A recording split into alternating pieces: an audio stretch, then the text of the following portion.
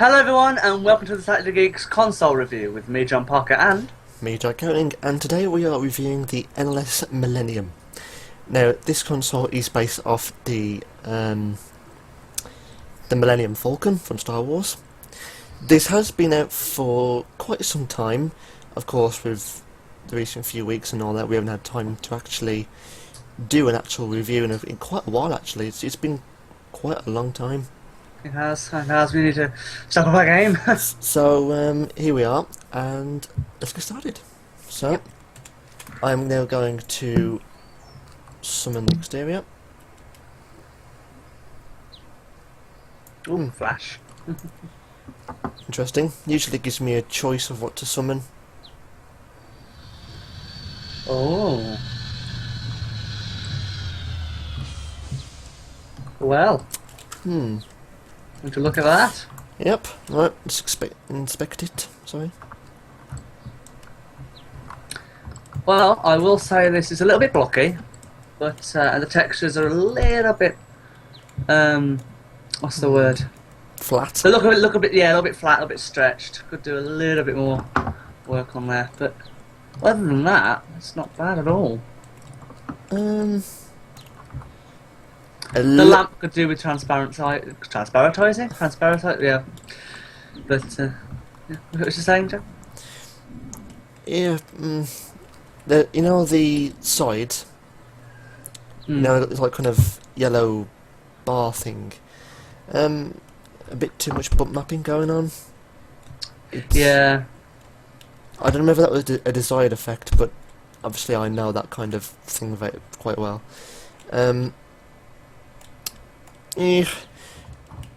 The colours and the texture itself, they're not too bad.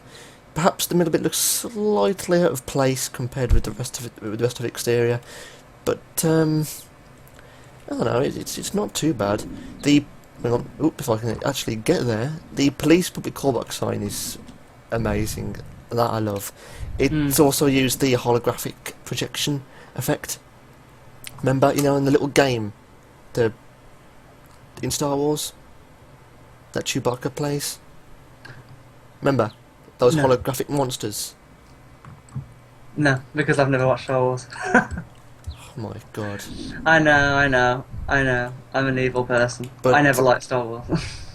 But no, that is really, really, really cool, and that is a really brilliant idea. I absolutely love that.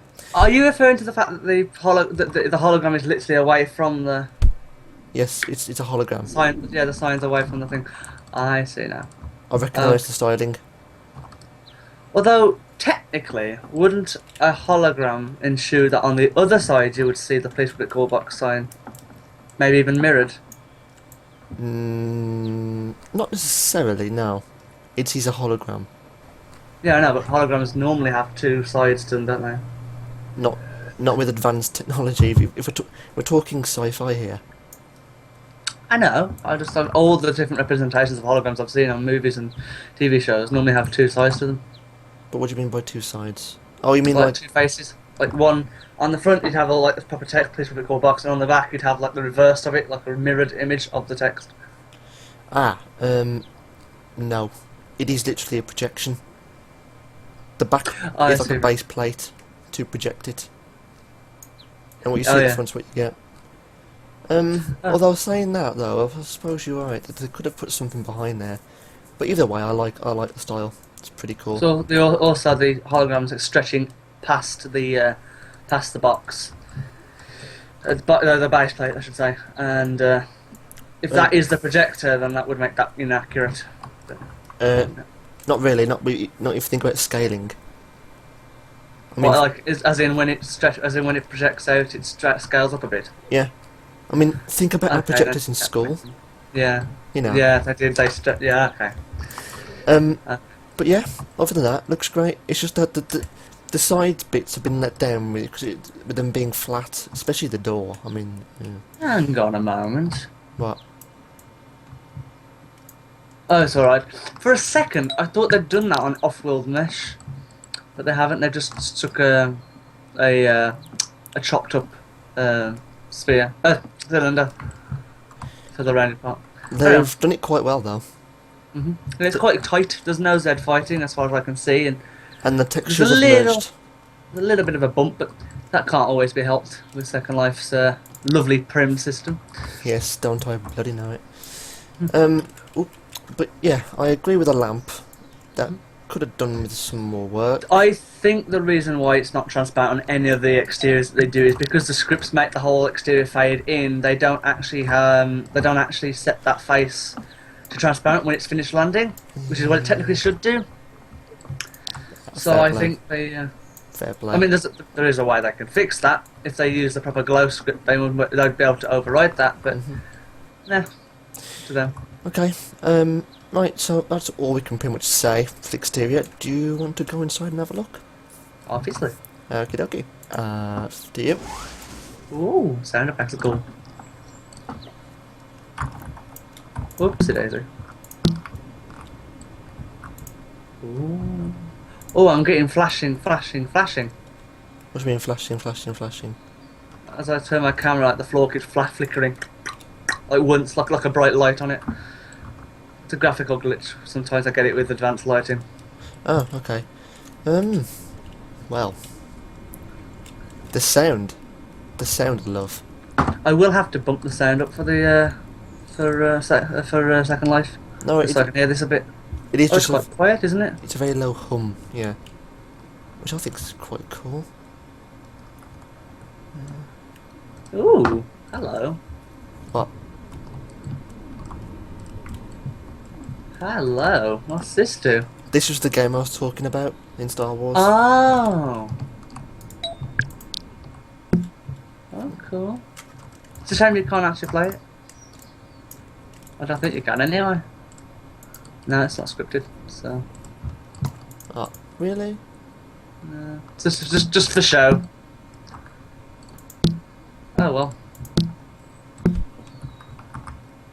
That's a shame. Before we actually take it off and whatever, right? The actual design work. Now, texturing wise, it is all very detailed. Yes, I was going to say that the textures are pretty darn good, unless they've been getting a little bit better with the interior designs. But not only that, but the colour of the textures mix very well with the theme of the Millennium Falcon, because this really does kind of look like we're actually there. What else? Right, folks, we had a little pause there because I actually realised in the file that I received was an add-on room. Now, we'll go through the add-on room and have a look at it and obviously explain it and review it. And at the end of the video, I'll put a little link on the screen here so you can skip to it if you want. Is the setup, because we got a bit confused, but if you follow the way we set it all up, you shouldn't have an issue. So, because it is something slightly new that unless I've not done before. So, okay, right. So I'll tell you what we'll do. Why don't we? Right, first thing we need to do, actually need to power on the console again, don't we? I can never find this switch. I mean, I've probably just gone past it twice, but you know. There we are. Power options. Good old green button. Ooh.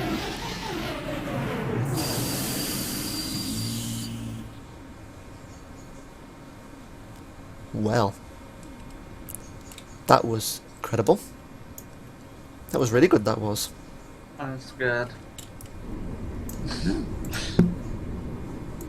Just turn that volume down. Right, controls. I have to admit, saying that before I actually move on, I never actually explained or talked about the rotor. It is a pretty neat design, that is. But before we jump to anything, let's just see what happens when we start moving, because I have a funny feeling that's going to move in a weird way.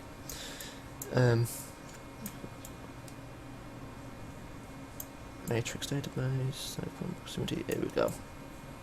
Right, actually no, I won't do an emergency takeoff because that's mean.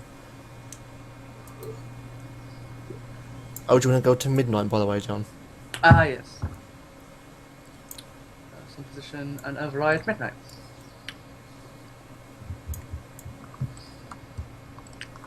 Oh, Are we going to take off?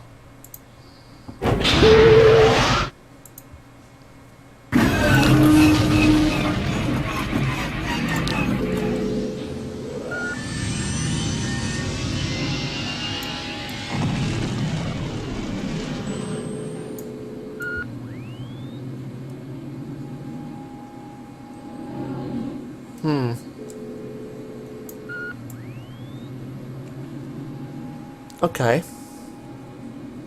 That's different. Very. And I love the sound because it is obviously almost exactly the same as the like half a dozen ships that was used in the actual Star Wars film, but blimey is it annoying.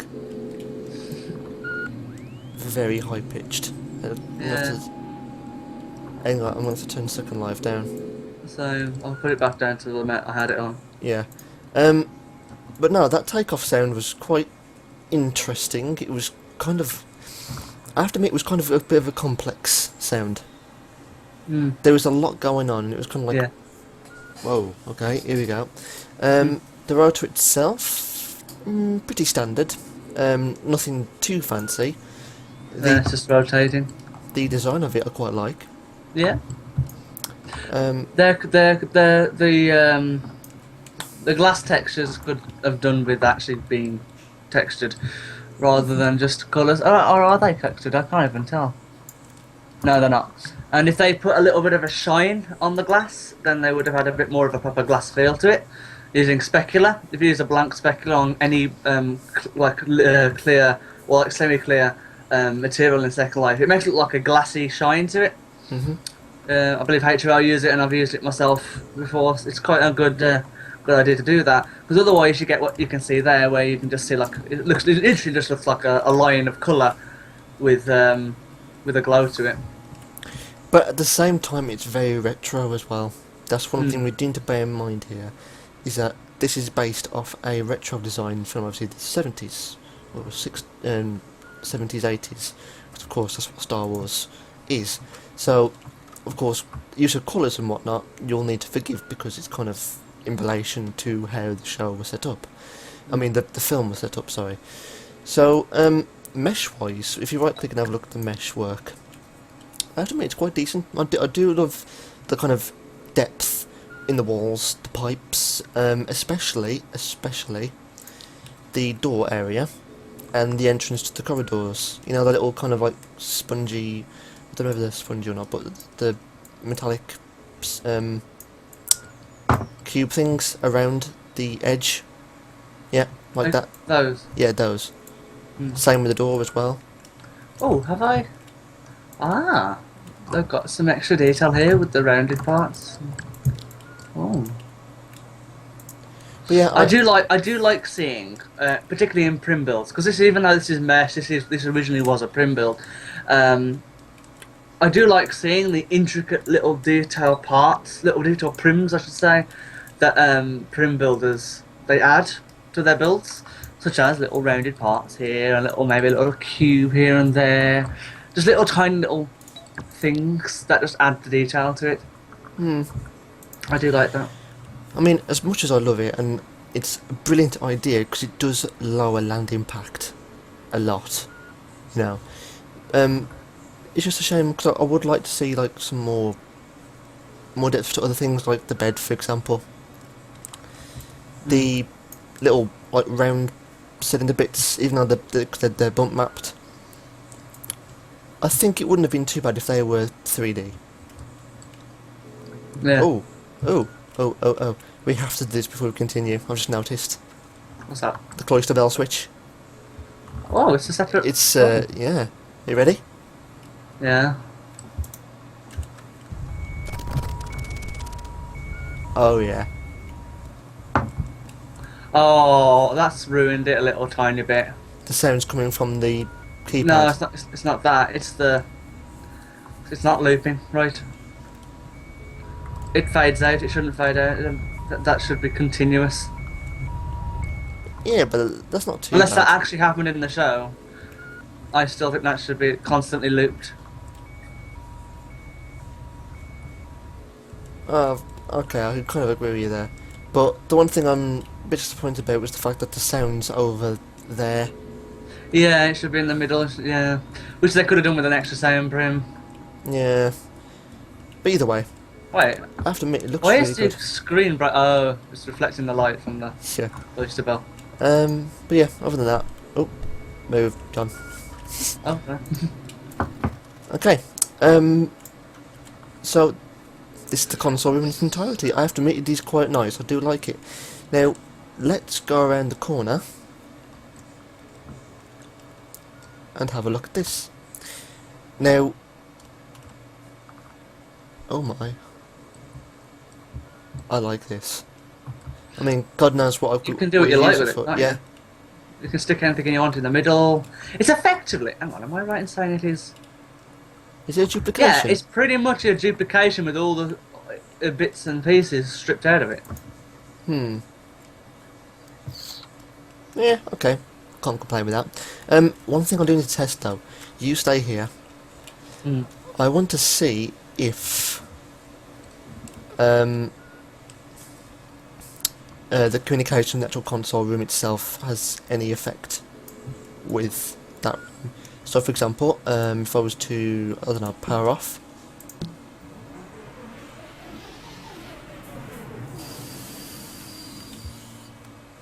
No. But is this because we messed something up when? Okay, stay there. Let's see what happens when I choose lighting. There we are, lighting switch. Nothing. No, the lighting switch is for the console only. Okay. Okay, damn. Now, that might be because we've messed something up. No, there's no scripts in this apart from a mover script. I think. There is nothing. There's an animate texture script in that, but there's no lighting scripts or anything in this add-on room, so it can't do anything even if it wanted to. So they're not linked. Oh, they're linked now, I think. No, I mean linked No, they're as not in... linked. No, I mean... No, they're not linked as in script-wise, yeah. Yeah. They're not. Which is a bit disappointing because obviously HOO have been known to do that. Mm. Like with the library and the things, you know, things turn on, things turn off when you power on and off the console. Because obviously once you choose to save that add-on room, it kind of puts like an imprint in the actual main scripts in the console room itself. Mm. So it would have been a good idea if NLS followed that kind of pursuit. But no matter at all. But yeah, the add-on room is basically a duplication of the console room with the fact that some lights are a bit different compared to what's in here. So before we finish off and give our verdicts, there we go.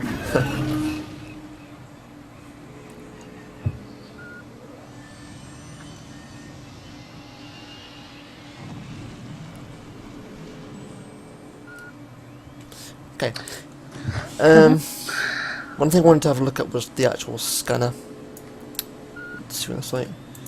You got the usual RP, Lifeform proximity, the hands, manage database, monitor display, location.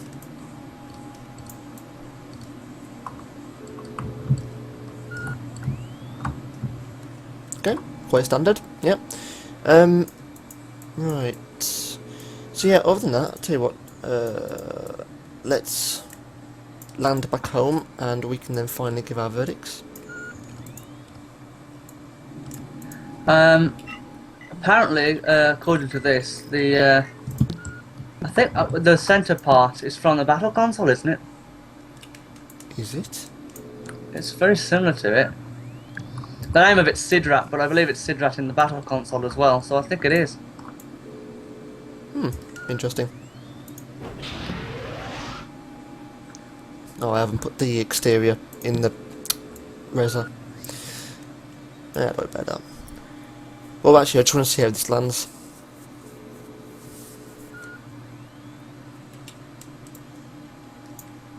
That's both. Oh, here we go. Oh. Okay. Only the one thing shake. Oh no, there we go. Now that's shaking. Okay, I'm confused. I've confused myself. Ignore me. That was a crazy. That sounded like a crash landing. That did. Yeah. So not the best demonstration, but you know. Okay, that wasn't too bad. It's not a bad console. It's actually quite a good looking, well functioning console. I think they've done quite well. There's just a few things here and there. So, do you want to give your verdict now, or is there anything else you want to add?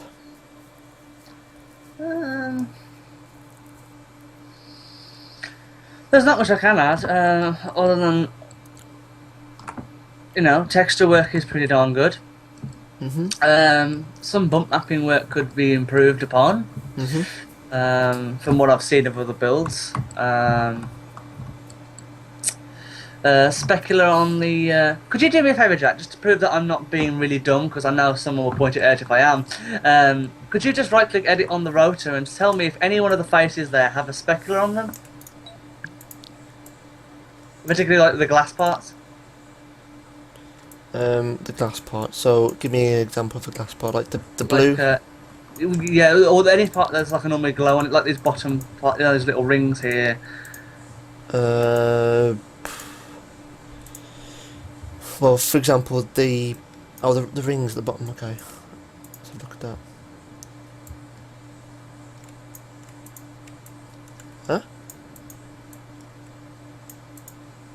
Oh. Oh, it. Oh, I'm confused. What? Well, I selected the ring bit, and all it's got is alpha blending. Yeah, and have you got like a shininess option for the specular? Oh yeah, they've got like a texture on there for shininess. Oh, good. That's good then. Because I was confused because I thought I didn't really see the shine on it, but then again that's probably because of the alpha blending through the glass. Oh right, okay. As you can see happening here when I do that. But yeah, it's a little bit confusing. Perhaps a small improvement on that, because it is hard to get glass right in Second Life because of the alpha issues that they've always had with the viewers. What is causing me to have some camera problems there?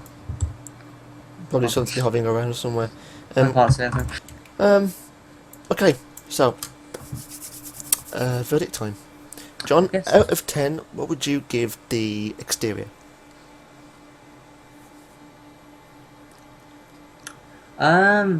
But my thing's a little bit too much on one part. There's not a bit flat textures on the other.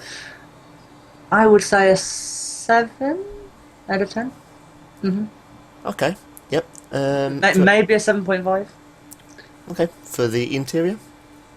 The interior, because I do like the way it's been built, and I think the extra bit of detail and the small little prims that they've added here, there, and everywhere, which really does add to this prim build, I am going to go ahead and give it a higher mark of.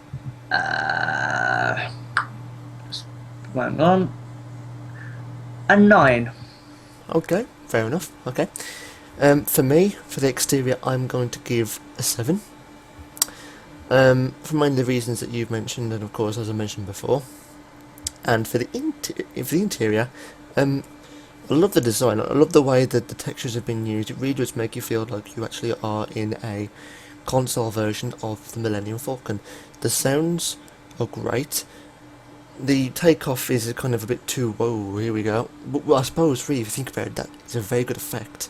It does make you feel like you're in a spaceship about to go up and up and, oh, here we go. You know. Do remember as well, the cloister belt isn't looped. Cloister belt isn't looped, so... We'll give the benefit of the doubt for that, because it might have been really hard for them to get that sound to be looped properly anyway, because of seamless sounds. It would have sounded weird if it was constantly looping.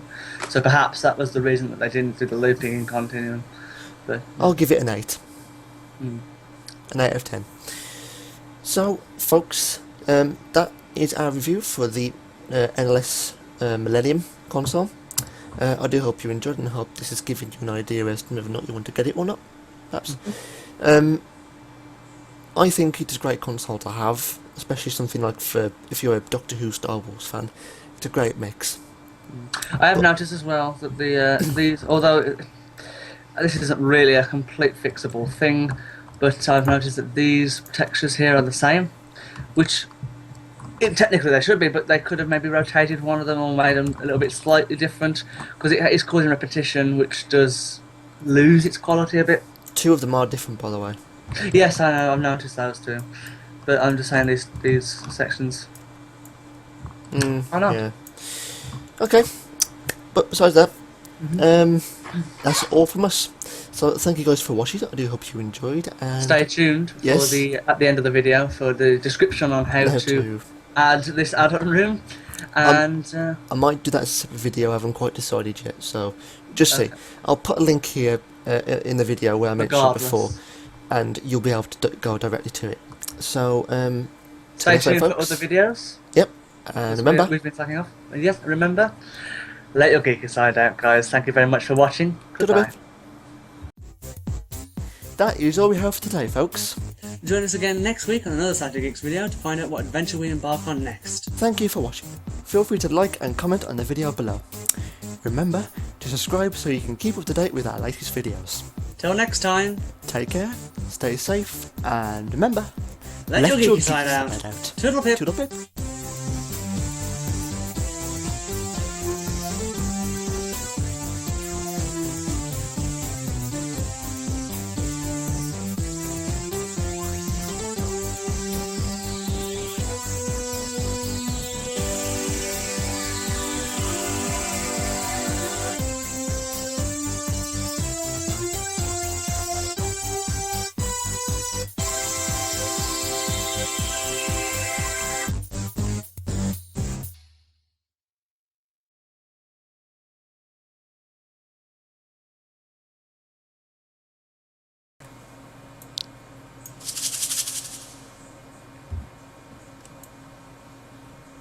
Right, you'll have to click on yes to that permissions box at the top there. Right, now click here on the console.